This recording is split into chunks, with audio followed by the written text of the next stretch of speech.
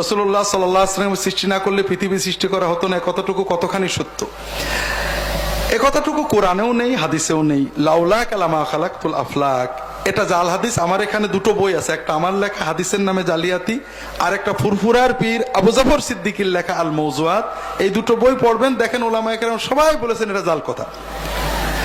আর আমরা নবীজির দাম বাড়াই কি দিয়ে? নবীজি সৃষ্টি না হলে দুনিয়া সৃষ্টি হতো না, এটা কোনো নবীজির দাম বাড়ে না। সৃষ্টিকর্তা আল্লাহ। আল্লাহ বলছেন ওমা আরসালনাকা ইল্লা রাহমাতাল লিল আলামিন, নবীজি দুনিয়া সৃষ্টি করে দুনিয়ার রহমত হিসেবে তোমাকে পাঠাইছি। এইটা হলো নবীর মর্যাদা। আমরা নবীর মর্যাদা ভণ্ডামি করে দিই। নবীজি নূরের তৈরি, নূরের তৈরির দাম বাড়ে কে বলেছে? ফেরেশতারা নূরের তৈরি, মা আদম মাটির তৈরি। কে কার সেজদা করলো? কোন না কে? তাহলে নূরের দাম বেশি না মাটির দাম বেশি?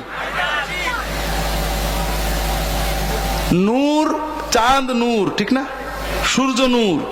আপনার গোসল ফরজ হয়েছে, অজু ফরজ হয়েছে, গোসল অজু করার ক্ষমতা নেই। আপনি 1 ঘন্টা সূর্যের নূরে গোসল করলেন, 1 ঘন্টা চাঁদের নূরে গোসল করলেন, পাক হবেন? আর আপনি 1 সেকেন্ডে মাটিতে থাবা মেরে মুখ মুছে নিলেন, পাক হবেন না? মাটির দাম বেশি না নূরের দাম বেশি? এই সমস্ত প্রথম যে এই যুক্তি দেয় হযরত ইবলিস, সে বলে আমি আগুনের তৈরি, আদম মাটি, আমি দাম বেশি। আমরা ইবলিসের তরিকায় আছি।